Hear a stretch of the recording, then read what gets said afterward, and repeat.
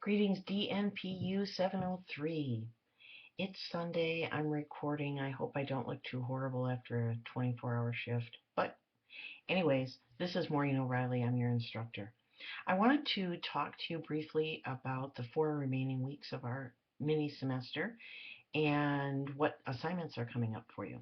So in week 5, you start off with a discussion board, and its topic is managing conflict. As always, the first entry, your original entry, is due Wednesday at midnight. And then by Sunday at midnight, you'll need to respond to 2 of your classmates' entries.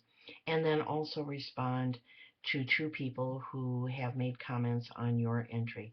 And one of those can include me if you don't have enough fellow students responding. And as always, you'll use at least one external source um, in your discussion board entry. The other thing due this coming week is the Professional Philosophy of DNP Innovation and Scholarly Leadership. I think the title is going to be longer than your paper. It should be 3 to 4 pages, excluding the title and reference pages.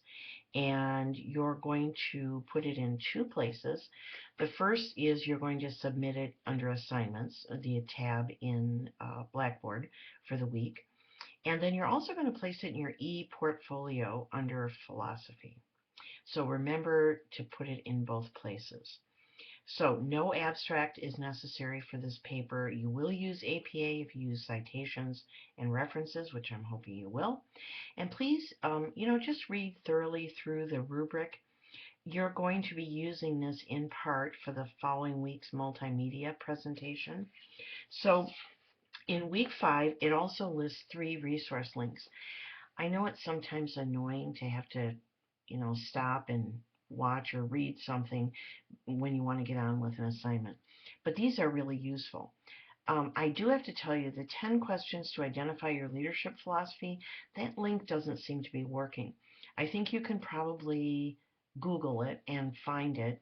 I will ask the course developer to fix that link, but boy, I can't guarantee it will be fixed by the time you want to use it. But taking a look at these resource links will really be helpful and get you in the mindset so that you can write this paper. And it really is your philosophy. So, you have to think that through and then write it down.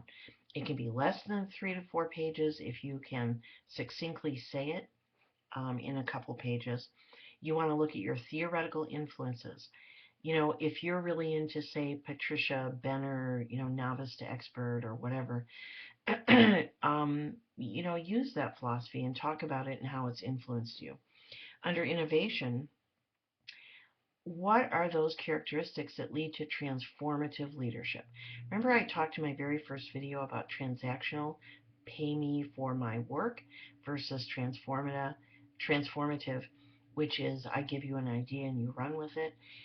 You really want to explore that idea of innovation under transformative leadership.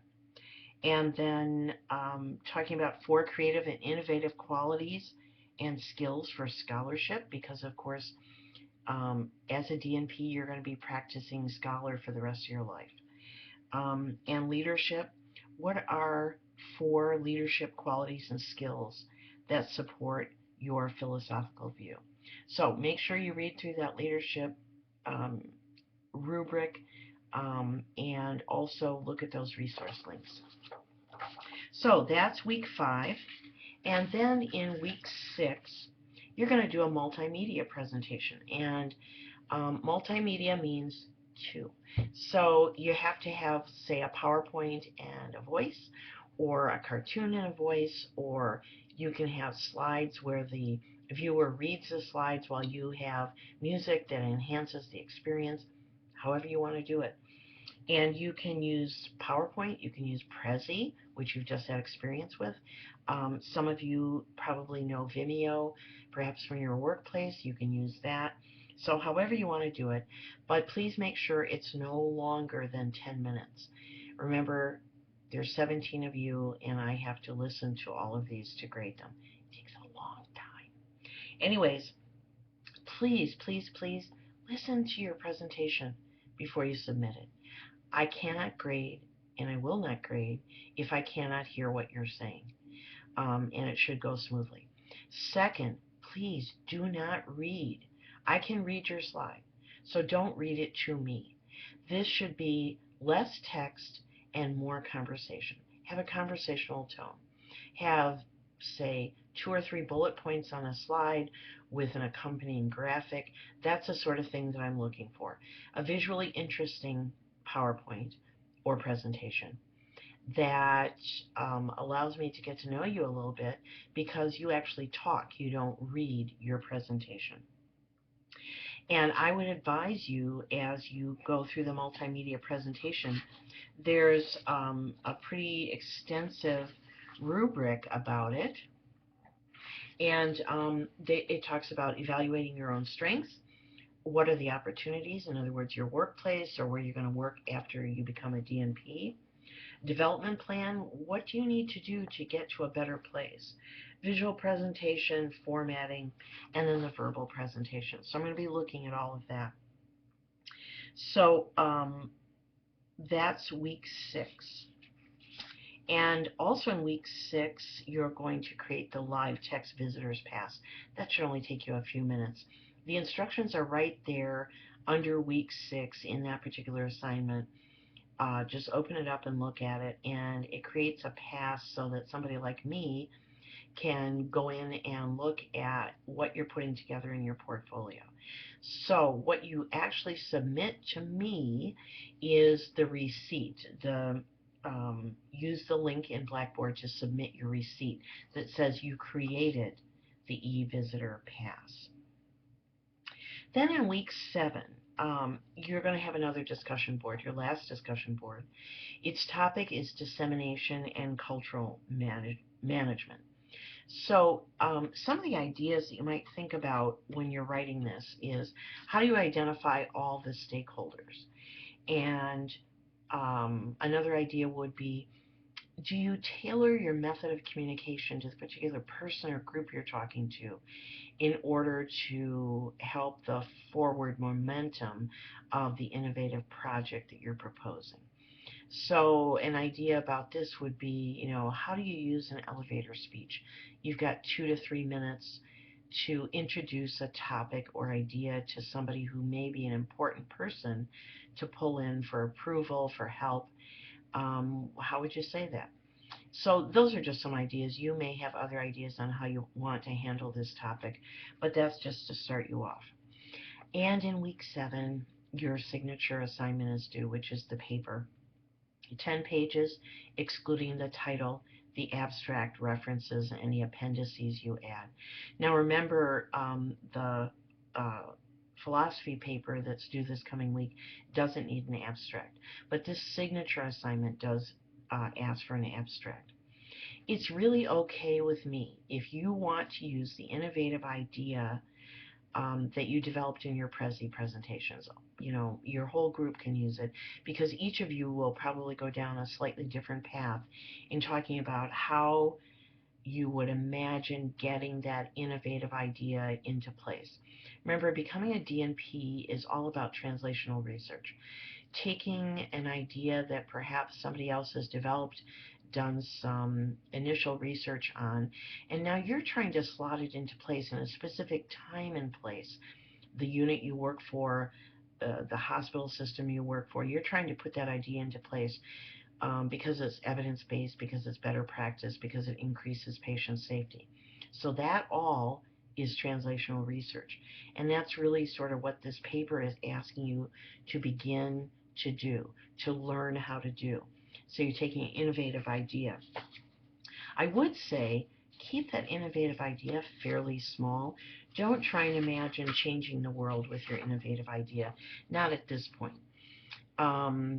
It says, describe your proposed project and the planned intervention, a description of the organization, relevant organizational structures. So you see, we're bringing together the ideas of innovation and leadership. The leadership being identifying who's important within your organization to be on board with this innovative project. And the innovation, of course, is also part of the DNP role. And so those are the two ideas you're bringing together in this signature assignment. You need to describe the project, the relevant organizational structures. So you need to know, if you're bringing it into a hospital, how many people work for the hospital? What sort of, is it a level 3 tertiary care facility? Is it a small community inner city hospital? Because all of those will affect the resources, for instance, that you can bring to bear. If you want to get iPads for every staff member, well, a small community hospital probably has fewer financial resources than a 1,000-bed tertiary care facility. Analyze the existing leadership and innovation culture. Does this particular place that either you're imagining or perhaps you work at right now, is it open to new ideas? Do they see new ideas as simply more work or as something that will improve their work?